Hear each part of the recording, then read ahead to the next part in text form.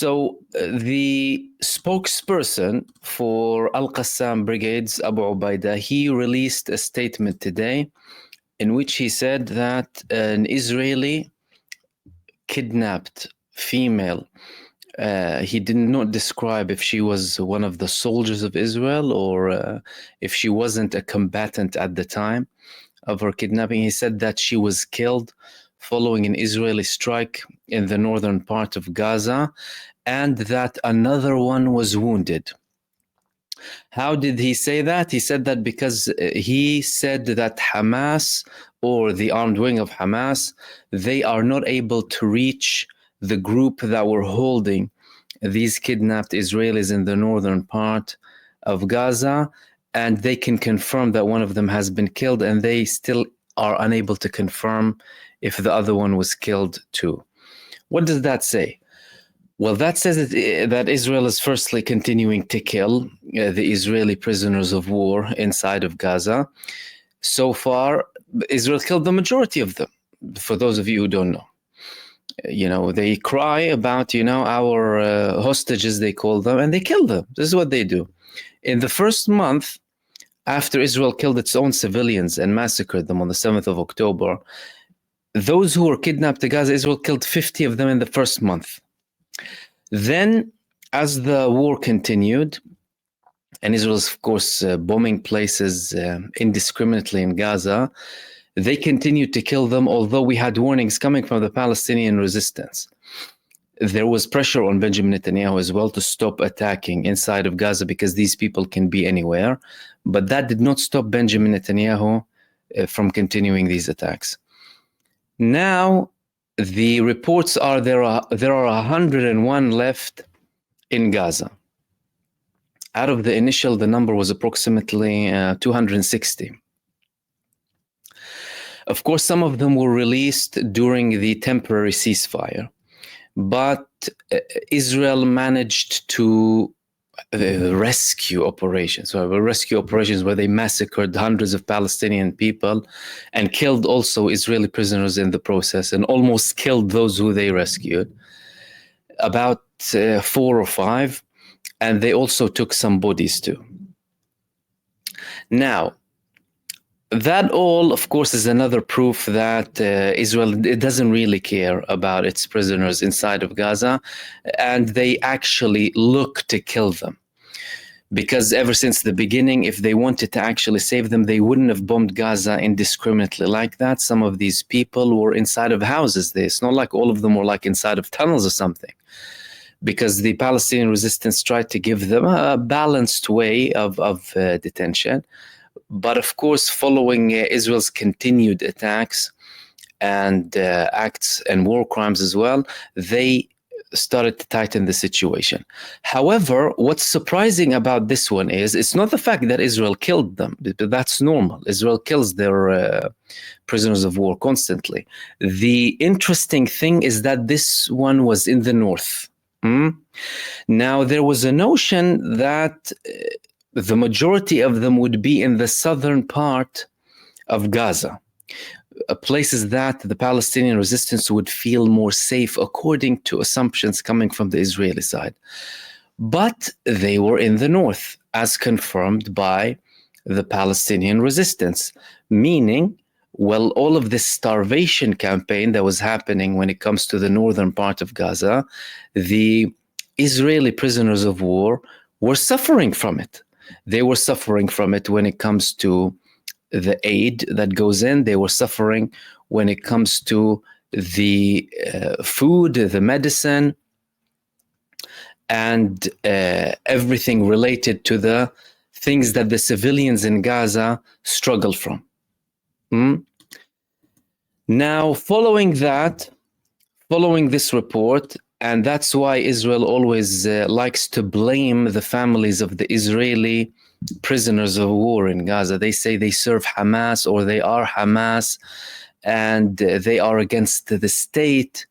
The level of things that they blame these families with is unbelievable. They are in protests again. Massive protests erupted in Tel Aviv and in other parts of Israel to call for a deal, to call for a deal. They have been calling for a deal. As a matter of fact, many of them were against the campaign initially, especially with the way it was conducted by Israel, indiscriminate bombing on civilian buildings where any of these Israelis could be, and they indeed were killed or severely wounded. But Netanyahu was not listening to them. Now they're protesting again. Now we have more protests, and it seems like the momentum is getting back up again after Netanyahu went to escalate against Lebanon. Before Netanyahu escalated against Lebanon, there were unprecedented numbers of protests in Israel when it comes to reaching a deal.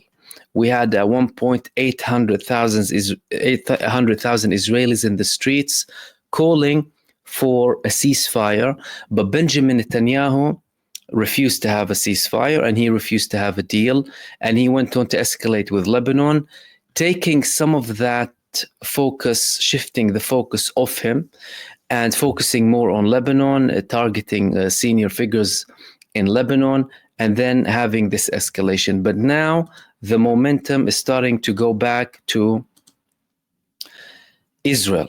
Families of the abductees, they are abandoned to death, and the boss is upset. Again, protests in Tel Aviv, and this report said a year after the deal that led to the release of 104 abductees with their loved ones in captivities for 414 days, relatives of abductees made a statement in front of the Sha'ar begging Tel Aviv, Einav Tsengauker already signed a deal. It doesn't matter what is written in the document. Another one said, does anyone believe that Netanyahu did not know that was brewing in his beehive? And if all this happened behind his back, what does that say about him? So again, the people inside of Israel, and these are some of the protests here, including protests, by the way, in front of the Ministry of Defense in Israel, are blaming Netanyahu and saying that you're the one who's responsible for the lives of these people. And of course, the argument from Netanyahu is, or his camp at least, is that these people are serving Hamas. Why are they serving Hamas? Because they're calling for a deal. And they're increasing the pressure on the Israeli government that's only trying to do its job, according to them.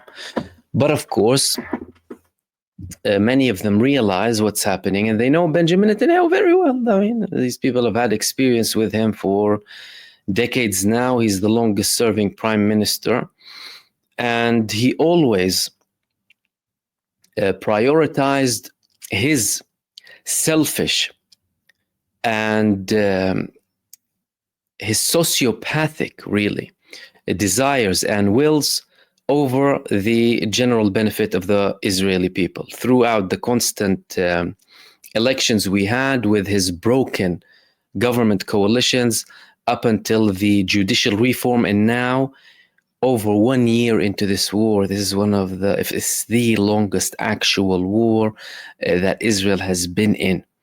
And they're doing that to prove a point, thinking that their enemies thought that they wouldn't. This is the assumption in Israel, their enemies thought that they wouldn't go for that long, and they are going for that long to show that they can, but they are receiving immense blows, both in Gaza and in Lebanon. In Gaza, they are still facing resistance. Today, we had more footage being published from the Palestinian resistance in Rafah, targeting genocide soldiers inside of Rafah. And with Lebanon, that's very interesting.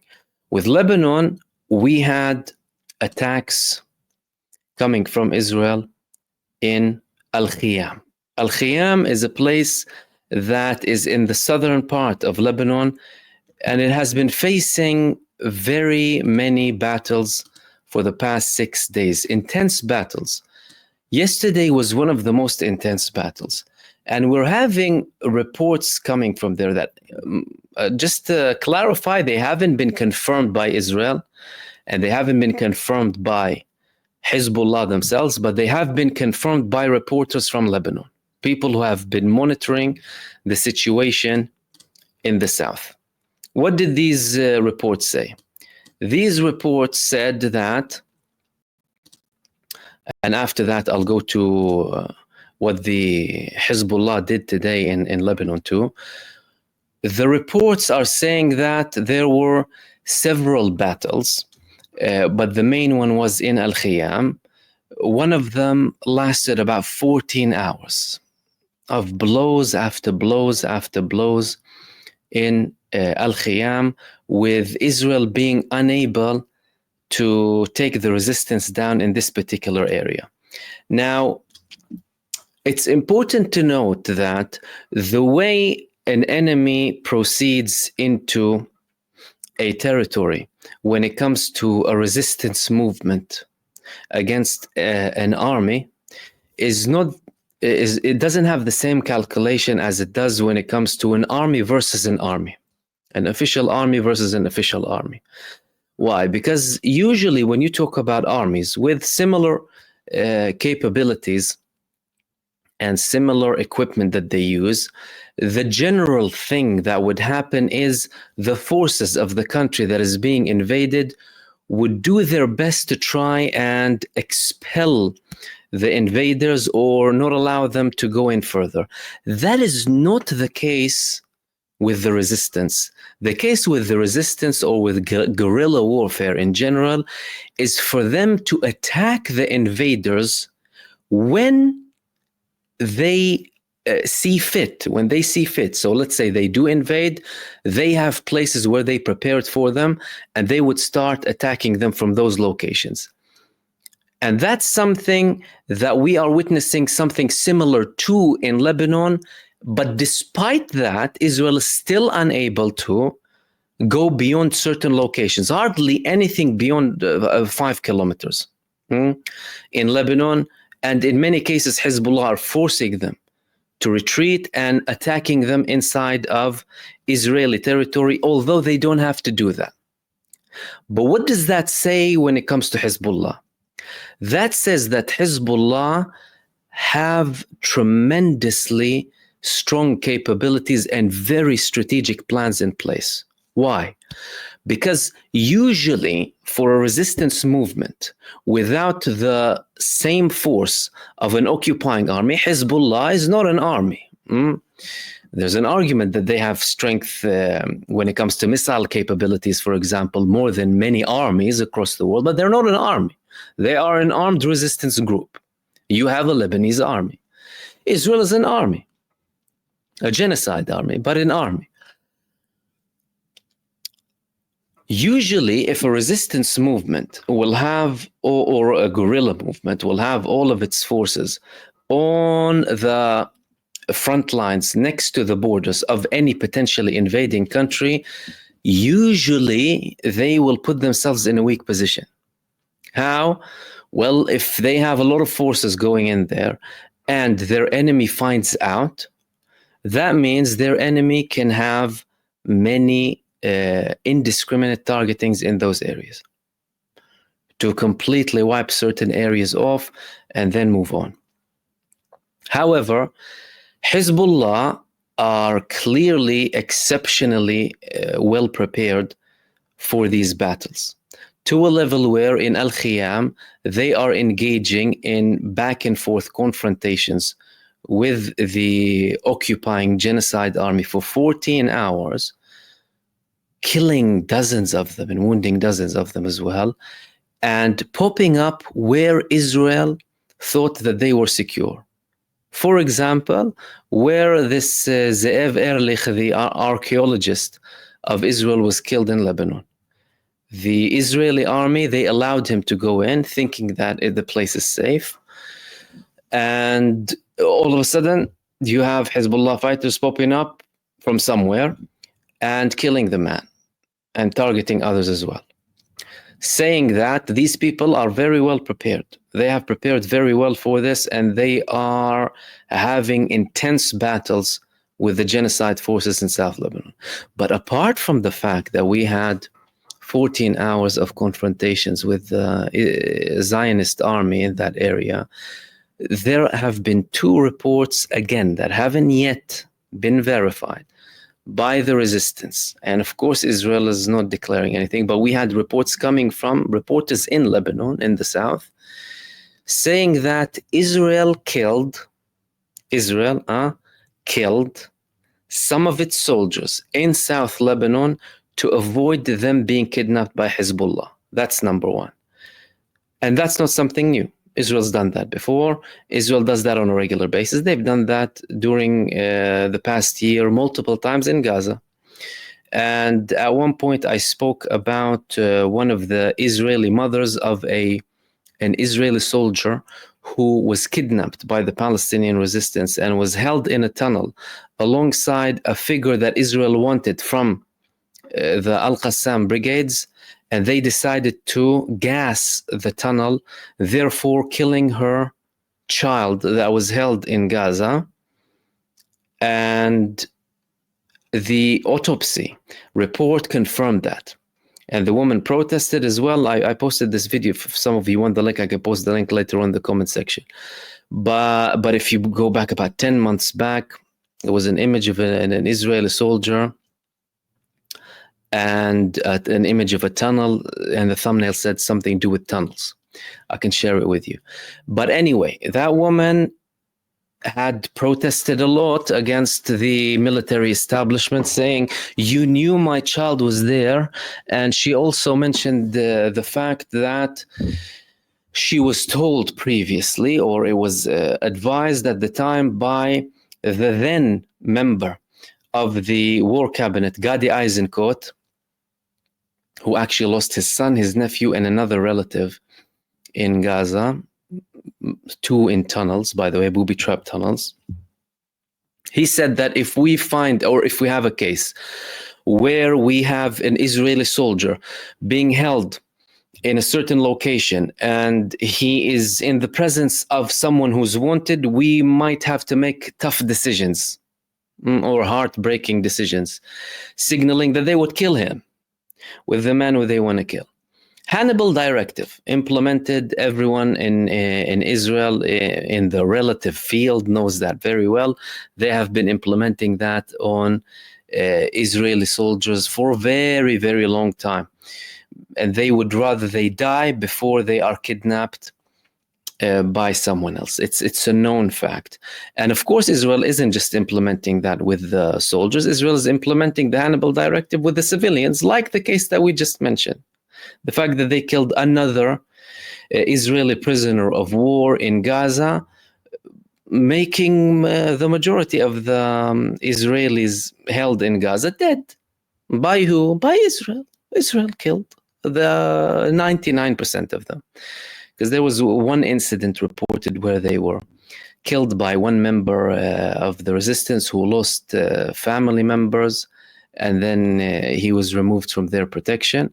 That was just one case only, but all of the others attacks by Israel. And of course, we've spoken about many times the evidence coming from those who were released from Gaza and them describing how Israel used to target them everywhere they went to kill them, so that according to them, in their minds, they can lower the price that the Palestinian resistance is asking for in return for these people.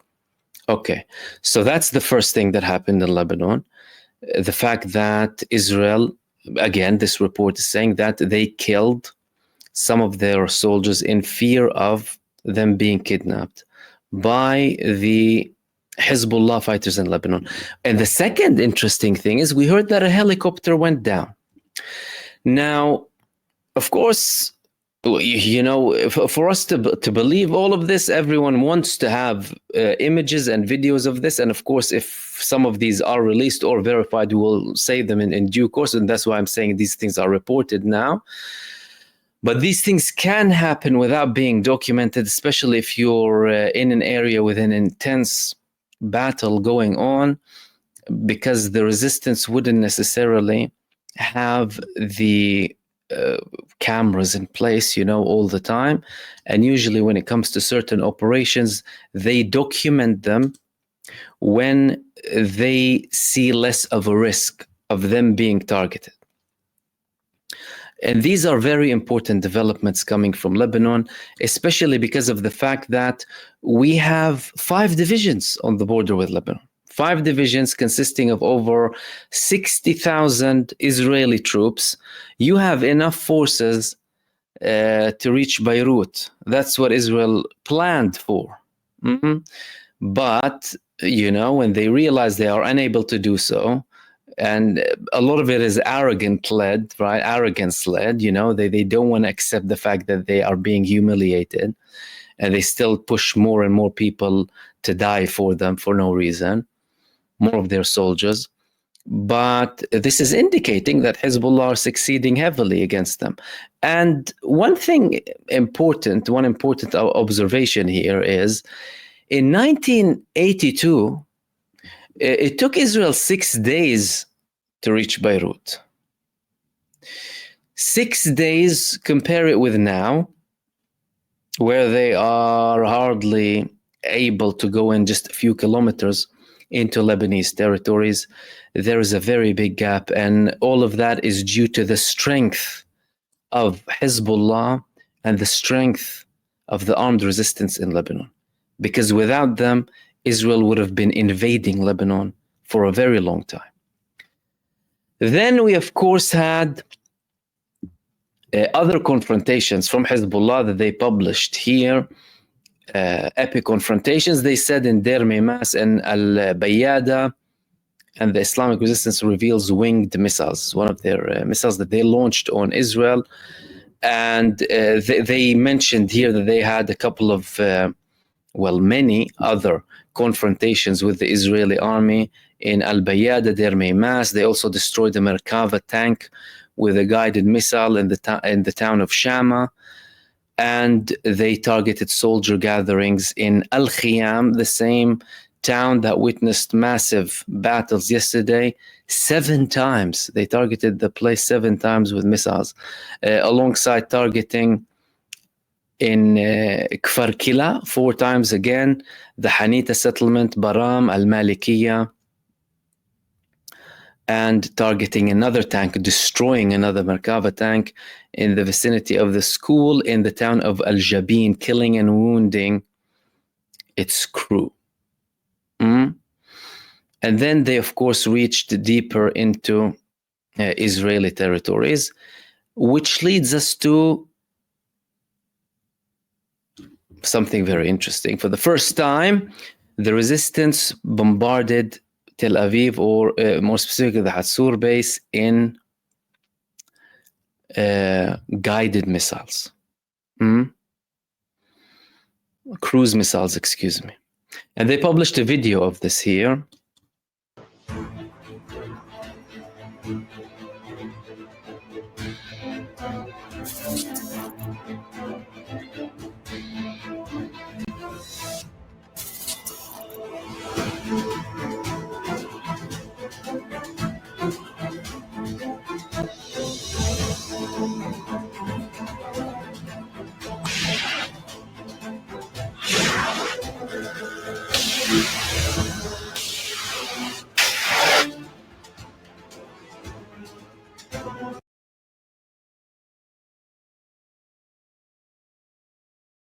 And they mentioned, by the way, in this first part, was to activate the Israeli air defense systems before they continue with the attack.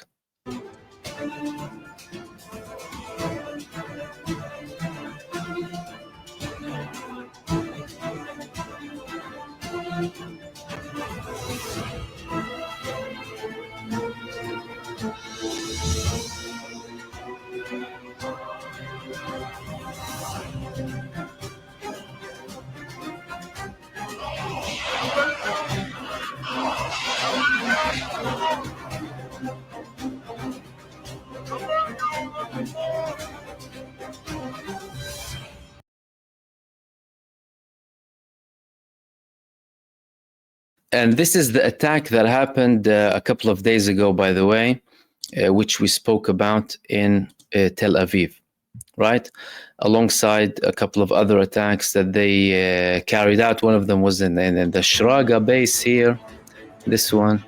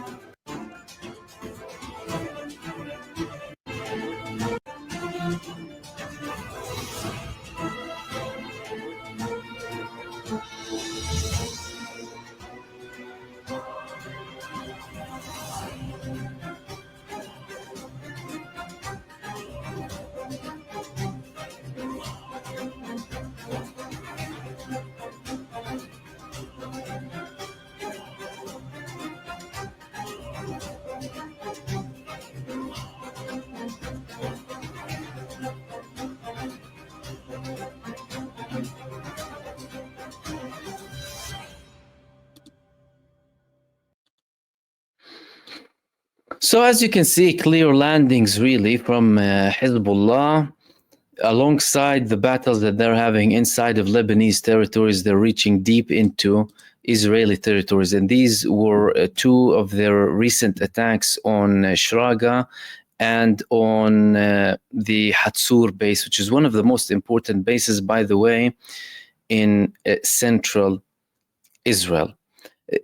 And of course, we're still having talks. We're still having talks about the fact that, the United States is still trying to reach a deal when it comes to Lebanon. However, they are still allowing Israel to use their heaviest missiles on Lebanese territories.